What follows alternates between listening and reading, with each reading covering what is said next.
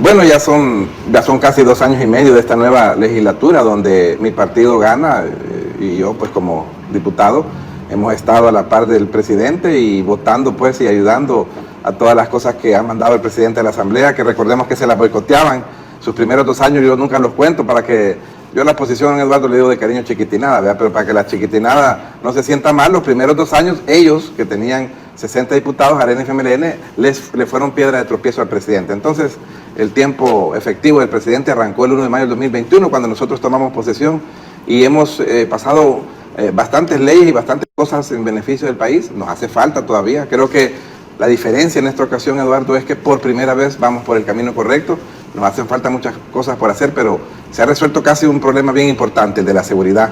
Y para eso Gana pues también ha sido baluarte, porque pues el régimen de excepción, que es una medida muy fuerte que tiene la Constitución, requiere de 63 diputados y pues Nuevas Ideas con sus 56 diputados más partidos aliados como Gana, logramos hacer el régimen de excepción que ya lo hemos prorrogado por 18 ocasiones, Eduardo. Así es, son 18 extensiones del régimen de excepción, ya son términos específicos en cuanto al quehacer legislativo, pero este régimen ha logrado en el combate a las pandillas más de 70,000 sujetos o miembros de estructuras criminales, estructuras terroristas que están tras las rejas, que han dejado de hacer daño a la población. Antes pues la gente no podía movilizarse, estaban sitiados en sus lugares, y ahora pues ellos son los que están sitiados en el lugar donde tienen que estar, en el lugar que corresponde. Pero aún siguen escuchándose voces en contra de este régimen de excepción, del Plan Control Territorial, Álvaro. Pues son esas voces, poquitas voces, las voces de la oposición. No los entiendo mucho, pero a veces cuando trato de atar cabos, digo yo, probablemente en esos 70,000 detenidos, recordemos que había ya un estudio de inteligencia policial que nos decía que había entre 60,000 y 80,000 pandilleros, ya prácticamente se han capturado todos y posiblemente están preocupados porque ahí están sus votos de Arena y FMLN, que ahorita pues no se van a poder concretizar porque están guardaditos los angelitos y no se va a poder conceder lo que pide Portillo Cuadra, que tuvo la desfachatez de pedir que por qué no poníamos urnas dentro de las cárceles, ¿verdad? Eso no se va a poder dar. Entonces, esas son las voces que se escuchan, Eduardo, las voces siempre de la oposición que están en contra, bueno, en realidad no solo del régimen de excepción, están en contra de todo lo que manda el presidente de la República, todo sin excepción. Esa esquina que le dice el presidente Bukele, llamamos la esquina del no, siempre vota que no, por la excusa que sea. Ellos manejaron el país por 30 años, lo manejaron mal, tan mal que no solo nos robaron, sino que nos dejaron bien endeudados, y ahora resulta que todo lo que se propone, incluyendo el régimen de excepción, no les parece. Hay aún remanentes a nivel nacional escondidos, algunos remanentes de miembros de pandillas, pero aún siguen siendo peligrosos o tal vez más letales, porque saben de que si son capturados, ¿a dónde van a ir a parar? Y pues prefieren enfrentarse a las autoridades. ¿Cómo camina esta herramienta legal que ha dado la Asamblea Legislativa, brindando la gobernabilidad a las diferentes instituciones del Gabinete de Seguridad del Gobierno para combatir este flagelo? ¿Coincide con lo que dice el director de la policía? No, claro, y qué buen trabajo del director y de la policía en general. Nuestros policías y nuestros soldados están haciendo un trabajo excelente. Son los que están de frente combatiendo. O sea, los diputados, en pocas palabras, siempre nos toca fácil, solo aprobamos el régimen de excepción, pero quien arriesga su vida son ellos, ¿verdad? Enfrentando a estos delincuentes. Y pues me acuerdo como la asamblea anterior lo que quería era destituir a este mismo director de la Policía Nacional Civil, quizá porque les estaba amenazando a sus aliados, porque recordemos que muchos dirigentes y exministros y exdiputados de Arena y FMLN están en juicios por estar asociados con los terroristas. Yo creo que aquí en varios factores, Eduardo, podemos ver, no hay encuesta que no diga que el salvadoreño apoya el régimen de excepción, que está más seguro con el régimen de excepción. Tenemos índices como nunca pensamos haber tenido, el país más seguro de Latinoamérica y de los países más seguros del mundo. O sea, ya a nivel del continente americano, digamos que Canadá y El Salvador son los más seguros, con el dolor de mi alma, porque pues casi es mi segunda patria, Estados Unidos. Mi mamá y 2 hermanos son ciudadanos estadounidenses, yo voy camino a eso, pero Estados Unidos no está en ese top, no está arriba. O sea, ciudades como Baltimore, como Cleveland, como Detroit y otras más son ciudades inseguras si las comparamos, por ejemplo, ahora con La Campanera, con Las Margaritas. Entonces yo creo que lo que ha pasado y lo que está pasando es tan histórico que nos debemos de sentir orgullosos. No es todo, hay que avanzar en otros temas, pero Eduardo, sin seguridad, ¿cómo vas a tener una buena educación? Sin seguridad, ¿cómo vas a tener una buena salud? O sin seguridad, ¿de qué te sirve que digas que vas a conseguir fuentes de empleo si se los van a a robar a la gente en la quincena. Los emprendimientos, para empezar con los emprendimientos, sí. El desarrollo y el crecimiento de las empresas, porque ya decía el director de la policía, y además las estadísticas lo dicen, la baja drástica en los homicidios, pero también otros delitos como las extorsiones, los desaparecimientos, los robos y todo eso, son delitos que también han venido drásticamente a la baja, lo que le brinda también más seguridad a la población, no solo la amenaza que se tenía con los pandilleros, sino también las otras aristas que estaban alrededor de ellos. Sí, imagínate las extorsiones que tú dices solo a los transportistas. Es una disminución perdón, de 30 a 40 millones de dólares al año que ya no están dando y que en un momento que ya lo habían puesto hasta en su contabilidad, igual que los demás empresarios que eran extorsionados. Y en parte de los costos. Sí, ahí siempre el llamado a los transportistas es que deberían de ponerse las pilas porque lo que siempre oigo de ellos es que siempre pierden, ¿verdad? Y yo digo, hoy que no pagan esos millones, en teoría, deberían de sentir un alivio financiero porque no están pagando esa extorsión. Millones de dólares de ahorro en el sistema de salud, Eduardo, porque tenía que atender a muchas personas por la violencia que pasaba. Entonces, creo yo que es irrefutable desde cualquier punto de vista los logros y los éxitos de esto. Yo creo que lo único que quedan ahí protestando y que quieren que liberen a sus pandilleros, pues es la oposición, ¿ve? A mí me gusta decirlo así, Arena, FMLN, Vamos y Nuestro Tiempo. Son los partidos que no votan por el régimen de excepción, no votan por nada, pero no votan por esto y se han puesto a preocupar porque dice que cómo están los derechos humanos de los detenidos, cómo están los derechos humanos de los delincuentes. Pero pasamos varias décadas con ellos que no se preocupaban por los derechos humanos de los honrados. Bueno, aquí hay lo que ha hecho el presidente de la República, que ha dicho, sí se respetan los derechos humanos de las víctimas, de la gente honrada, la gente trabajadora, no los que hacían daño. Yo estaba ayer en un programa y había una abogada que decía, mire diputado, pero fíjate que han salido unos que están detenidos con unas grandes llagas. Me dice, bueno, le dije, usted es abogada, defiéndalo, usted va a defender a los presos, yo voy a estar del lado de los decentes y de los honrados. Porque yo me voy a preocupar, no por las llagas de alguien que detuvieron, que me disculpen, pero ¿cómo no se preocuparon por cómo quedaron aquellos cuerpos calcinados de los que quemaron vivos en un microbús? Hay mexicanos. O sea, yo creo que hay que ubicarse un poquito. El salvadoreño lo que ya estaba harto es de los terroristas pandilleros, porque ellos no solo extorsionaban, sino que violaban y mataban, y aquí pues las autoridades o los mismos políticos de esa época creo que no les importaba porque a ellos no les afectaba. Es más, probablemente eran socios, ¿verdad?, que se iban ahí a repartir las extorsiones, puesto que los hemos visto ellos bien encrispados por todas estas detenciones. Creo yo que hay que confiar en lo que se está haciendo. La guerra casi ya la hemos ganado, pero no ha terminado. Esta guerra va a terminar hasta que capturemos al último de los terroristas. Solo en mi departamento de Libertad hemos visto en los últimos 2 meses pandilleros importantes detenidos en Quesaltepeque, en Santa Tecla, en Opico, y creo yo que hay que seguir hasta el final. Esa era una de las zonas también bastante asediada, donde se habían ido a apoderarse de los pandilleros. Bastantes del departamento, en la zona del municipio, ex municipio de Colón, ahora distrito, Zacacoyo. Lo que pasa es que San Pablo Tacachico, yo que voy al territorio, fíjate la peculiaridad, en la mayoría de lugares hay un factor común y me dicen, mire diputado, a las 6 de la tarde había toque de queda de los pandilleros, ¿verdad? Entonces imagínate qué autoridad es la que había antes. Ahora me dicen, han puesto los cultos otra vez, los que van a las iglesias evangélicas han puesto los cultos otra vez a las 8 de la noche, salen a las 9 y ahí van en esos cantones, caminando tranquilos y seguros de regreso a sus casas. Creo yo que no hay valor, nunca va a haber un valor más importante que el valor que tiene una vida humana. Así es.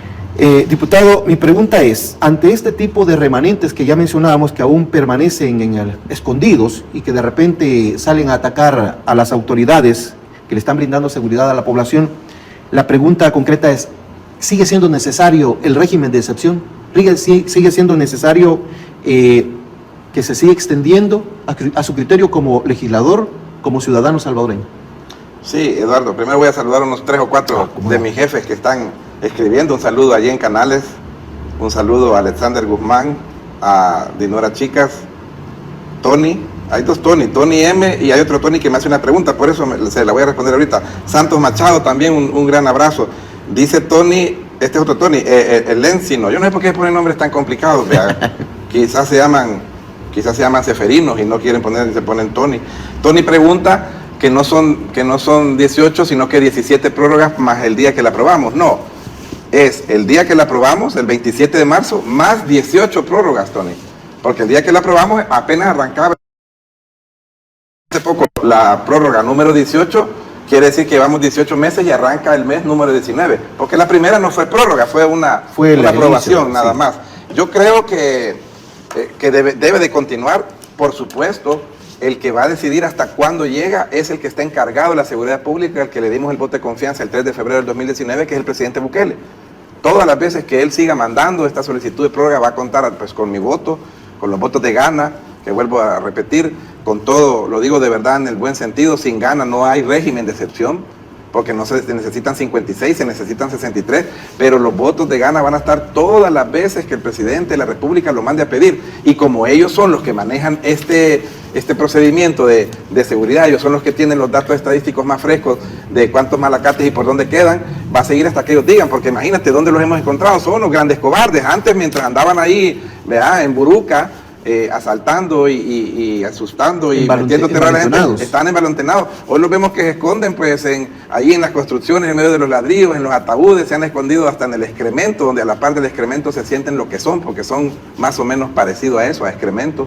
Y en esto que pusiste del tweet, yo siempre le he dicho, amigo policía y amigo soldado, tú te encuentras con un marero, la vida que vale es la tuya, quiébrate al otro. Aquí hay que pasar, inclusive está pendiente como asamblea, tenemos que ver cómo le ayudamos, porque me comentan que hay algunos policías detenidos porque en defensa propia, no creo que sean de ahorita, sino no sé si eso fue antes, sí. Hay que analizarlo, porque policía, soldado que mate a un terrorista en defensa propia, más que meterlo preso, creo que le deberíamos dar en la asamblea una medalla. Héroes de azul. Sí, nuestros héroes.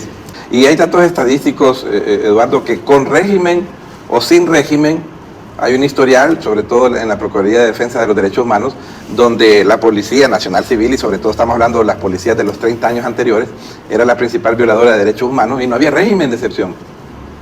Hablan los diputados de la chiquitinada de que se ponen siempre a hacer su show cuando vamos a prorrogar, y dice la diputada del partido, se llama Vamos, el partido, yo le digo voy porque vamos en plural, ¿vea? Y ella ahorita pues solo es una, debería ser voy. Dice, liberen a los inocentes, y yo le digo, mire, diputada, vaya a pedir eso al órgano judicial, nosotros somos diputados, no somos jueces, nosotros estamos dándole una herramienta a la policía y al ejército para que sea más efectivo, porque antes, ¿qué pasaba, Eduardo? Era un círculo vicioso, se capturaban poquitillos, y venían a la hora de captura, los tenía a la orden de un juez, y le caía la llamada al juez, de un familiar del marero detenido, y le decía, sabemos dónde vive, sabemos quiénes son sus hijos, lo soltaban. Entonces hoy se han agarrado por montones, se ha ido a desarticular, y entonces hoy la mayoría de los pandilleros están presos, no tienen ya ese poder, desde las cárceles estaban ellos dictando a quién extorsionar y a quién matar. Entonces yo creo que es más que lógico que debe de seguir el régimen, es más que lógico que ha sido muy exitoso y muy positivo. No debe de haber ni un solo inocente detenido, pero el inocente no lo decreta el diputado. Si es inocente lo va a resolver un juez, estamos en un estado de derecho. Entonces al final, y dicen, ya ven que ya soltaron a 7,000. No, si no los hemos soltado ni los diputados ni el presidente Bukele. Si han salido libres es porque el órgano judicial los ha sacado. Conste que hay muchos casos que han salido porque no les alcanzan a comprobar en el estado de derecho que vivimos. Probablemente son pandilleros también algunos de los que han salido, pero estamos en un estado de derecho y si no hay pruebas suficientes, van para afuera. Sí, otro factor importante es la gente que colaboraba con ellos, que aún andan, algunos andan sueltos todavía, y algunos que todavía se aprovechan de la situación y siguen de manera así un poco más escondida. De hecho, ya hay varios que han sido capturados de esa forma, yendo a las tiendas, y pues gracias a algunas medidas de seguridad como cámaras de vigilancia han sido localizados y capturados. Todo esto ya es la conclusión de cosas que inició el presidente Bukele siendo alcalde de San Salvador, si lo recuerdan. Sí. Lo que pasa es que cuando pasó la bendita manzana, yo le llamo también, ¿verdad? Así, benditas redes sociales, pero también la bendita manzana, el proyecto de la manzana, donde una del FMLN de nombre Xochitl, pero no me acuerdo el apellido, fue la que se peleó con él, y gracias a eso vino el FMLN y tuvo la brillante idea de expulsar al presidente Bukele y nos lo dio para nosotros. Por Lorena Peña. Nos lo dio para nosotros, para el pueblo. El presidente ahí empezó, lo que pasa es que los concejales del FMLN se oponían y tenía concejales de otros partidos que ahora son del parte del gobierno, como Edwin Núñez, era concejal por el PDC en San Salvador, que le empezó a dar su voto al presidente. Entonces logró él arrancar con este proceso que hoy está culminando en muchos proyectos de buena manera el alcalde Mario Durán. Incluso decía el alcalde en esa ocasión, en esta conferencia de prensa, que este esfuerzo municipal era en apoyo para fortalecer en la ciudad capital y sobre todo en el centro histórico el plan control territorial impulsado por el gobierno. Sí, lo que pasa es que si no interactuamos las instituciones, Eduardo, o sea, la asamblea apoyando de la mano las cosas con el presidente, interactuando con las alcaldías, por eso los poderes del Estado tienen un nombre, o sea, nosotros somos legisladores, nosotros legislamos, hacemos las leyes, pero ¿quién las ejecuta? El Ejecutivo. Exacto. Y tenemos que estar de la mano trabajando. ¿Y quiénes son los poderes o los que están gobernando los territorios, digamos ya? Los alcaldes. Entonces hay que trabajar de la mano también con los alcaldes para que al final el fin principal, que es el ser humano, el habitante, el salvadoreño y salvadoreña, se sientan bien. Retomando siempre el tema de el plan control territorial y el régimen de excepción, vamos a continuar hablando del tema. Qué peculiar, ¿verdad? Estábamos celebrando los 202 años de independencia, que no sé en qué momento si hemos tenido independencia o si la hacemos, qué similitud hay entre independencia y libertad. ¿Qué libertad podíamos haber tenido si primero nos tuvieron estos desgraciados en una guerra de 12 años y luego nos pasaron a estar todavía un par de décadas más bajo la presión de los pandilleros terroristas? Entonces se vuelve relativo. Si tuvimos que esperar, como dice el presidente Bukele, 200 años para empezar a sentir, sí, algunos aires de libertad, como debería de ser, o sea, la libertad de decir a dónde voy o hacer lo que quiero hacer. De hecho, el lema de ese día, del 15 de septiembre, del día del desfile, decía: El Salvador renace. Correcto. Interesante. Como una nueva república, y por eso la oposición debe entender cuando estamos cambiando algunas leyes o algunas instituciones que ellos crearon. No sé si te acuerdas que hicieron un gran alboroto porque lo que era como tal la LACAP, la desaparecimos, creamos algo nuevo, y dicen ellos que por qué si la LACAP era la herramienta para tener transparencia y no con esa LACAP nos bombearon más de 30,000 millones de dólares, pues ¿de qué están hablando? ¿Qué herramienta era esas leyes? Y así vamos a ir cambiando cada una de las leyes y las instituciones, de las que faltan todavía por cambiar, porque la gente eso es lo que está pidiendo. Yo creo que pues da un orgullo ver en ese desfile a nuestra policía, a nuestra Fuerza Armada. El presidente Bukele desde los primeros meses de su gestión en el 2019 la empezó a dotar y la empezó a dignificar. O sea, hoy vemos a los soldados con sus chalecos antibalas, con sus buenos uniformes, ¿verdad? No con botas feas o botas rotas no, los vemos como deberían de estar, porque en realidad lo que estaba El Salvador, aunque vamos saliendo, falta un poquito todavía, estábamos prácticamente en una guerra contra estos pandilleros. Necesitábamos que nuestros héroes, los que luchan contra esa amenaza, también estuvieran bien y con buen equipo, buenas armas, yo oigo a los de la oposición que dicen que a la población, y a ellos quizás se refieren a ellos, que a la población le da miedo porque hay soldados por todas partes. No, señores, la población le da seguridad ver que van soldados, cuando van soldados en los buses, cuando hay alguna tanqueta parqueada en algún lugar, los cercos militares que se han hecho y que y hemos visto, como el de Cabañas, así se hizo un cerco en Soyapango, así se hizo un cerco ahí enfrente, en La Libertad, en la Tutunichapa. También. ¿Qué se logró? En La Libertad, cuando hubo una matanza allá por Tarnique, de que salieron unos pandilleros y mataron un par de personas. En esos cercos viene y se extrae, como que si sos un doctor, estás extrayendo lo malo que está ahí, los virus, las bacterias, porque aquí ya estamos en una parte final de ese cáncer que teníamos, que nos estamos recuperando, pero pues hay tratamientos focalizados que hay que hacer para terminar de poner sanito al paciente, que el paciente es El Salvador, y ellos nos los entregaron así, muy enfermo, muy deteriorado, muy violentado en sus derechos y en sus libertades. Entonces creo yo que pues 202 años hay que celebrarlo porque, bueno, son 202 años de la independencia de España, pero no estábamos tan independientes ni tan libres de otras cosas. ¿Cómo ve primero esta fase de integración que ha anunciado por el presidente de la República y luego vamos a hablar de la nominación que se dio a Alejandro Guzmán? Lo que pasa es que este plan control territorial tiene unas fases lógicas, unas fases cronológicas que se deben de cumplir. Iniciando, recordemos cuál era la fase 1 y la fase 2, la que hablaba de los 109 millones que nunca le daba la asamblea anterior, más los 91 millones, era la fase 1 y fase 2. Bien simpática esta oposición, vea, eso sumaba 200 millones. Ellos sí se peinaron porque el FMLN puso un impuesto, no sé si te acordás, la contribución especial para la seguridad ciudadana, sí. Le llamaban, se veía bien chivo, vea, CESC, que todas las telefonías vinieron y se lo pasaron a la gente. Exacto. A la gente, vea. 500 millones de dólares recogieron. ¿Y qué hubo? Más muertos, más delincuencia.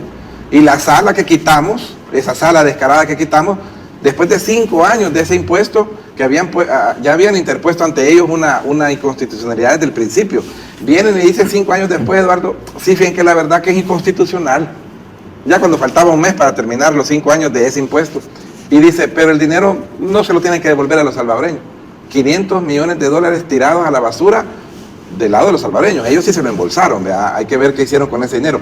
Pues estas primeras 2 fases, de aquella época que no teníamos la asamblea todavía con la correlación a favor del pueblo, sumaba 200 millones, pero las fases son lógicas. Está la fase de que vas a tener que enfrentarlo, vas a tener que liberar territorio, vas a tener que dotar de equipos, de lo que hablábamos, ¿verdad? Equipo, transporte, vehículos. Me acuerdo que Rodolfo Parker le decía los juguetitos del presidente, pues sí, porque quizás eran sus amigos los terroristas los que iban a salir perjudicados.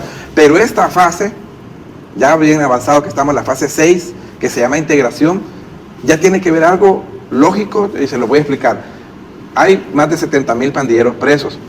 Ellos tienen familias y tienen núcleos también, no solo los familiares, el núcleo alrededor de ellos. Necesitamos integrarlos, a ellos y a cualquiera que esté en un mal camino, integrarlo a la sociedad, porque en El Salvador cabemos todos, cabe hasta la chiquitinada, debe de integrarse la chiquitinada, caben los parientes y los familiares de los delincuentes, porque lo que necesitamos es un país que tenga una proyección hacia futuro, Eduardo, que te diga, no vas a dejar, por más que sea una cantidad pequeña, a una población desatendida. Entonces, integración significa eso, necesitamos integrar, y Alejandro Gutmann, el presidente, habrá hecho todos sus análisis correspondientes para saber que es la persona idónea. Yo lo que sé que él se ha encargado de cosas similares, cosas de trabajar con jóvenes o con personas que a veces en la parte social andan en caminos que no deberían de andar, y tratar de incorporarlos y, como dice la fase, integrarlos a una maquinita correcta que se llama el funcionamiento de la sociedad. Sí, y lo que pasa que la misma oposición dice, no sé cómo tienen el valor y el descaro de decir, de que dicen de entrada, pobrecitos los familiares porque vivían nada más de eso que recogían los pandilleros. Pues sí, vivían de dinero ilegal, de dinero de obtención de delitos, pero definitivamente no era en ese momento la prioridad, porque lo que tenías que hacer era acabar con ellos, meterlos presos, intentar que queden ahí, ¿no? Ojalá quedaran 30, 40, 50 años que queden ahí guardaditos, pero después sí tenías que ponerle atención, porque tenés que ver cómo le das oportunidades a todos los salvadoreños, ¿vea? La integración es para que no se sientan ellos excluidos.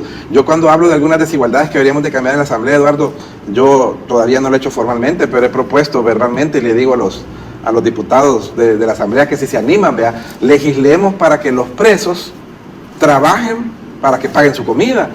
Porque ve que galán, vea, con nuestros impuestos los presos comen, pero afuera hay salvadoreños que no tienen los 3 tiempos de comida, y son salvadoreños honrados y decentes.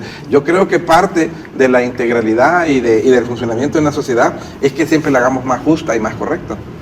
Interesante e importante la invitación que hace el presidente de la República a todos los sectores a unirse a esta fase. Estamos hablando de las universidades, tal vez iglesias, pues la población en general. La empresa privada, se llamaba la empresa privada.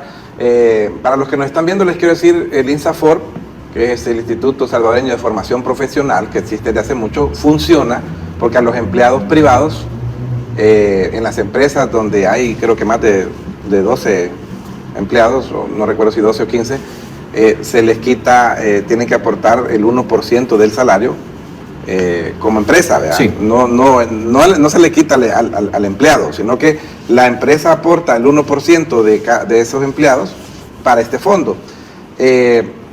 Tenemos unas dudas muy serias de que esos 60 millones de dólares, porque el INSAFORP se ocupa, y mucha gente dice, a mí me ha capacitado el INSAFORP, etcétera, ¿verdad? Pero tenemos muchas dudas que esos 60 millones se estén ocupando para eso, exactamente. Y por eso se va a cambiar. Se van a ocupar 12 millones nada más de dólares para eso, pero optimizados, como dice el presidente, de verdad, para favorecer la formación profesional de muchos salvadoreños. Se va a ocupar 18 millones para la parte de brecha tecnológica del Ministerio de Educación, que es importantísimo seguirla cerrando. Eso significa tener, digamos, se les llama más tecnológicos a esas nuevas generaciones desde chiquititos. Ya vimos que se les dieron sus dispositivos a los más niños y sus laptops a los un poquito más grandecitos. Y 30 millones para financiar este ambicioso Plan Control Territorial, la fase 6, que es integración, sin tocar nada que tenga que ver con dinero de presupuesto, volviendo más óptimo la recaudación de esto. La oposición dice que el INSAFORP mira, son raros porque ahora defienden el INSAFORP y nunca hablaban ni hablaron antes nada que tenga que ver con el INSAFORP.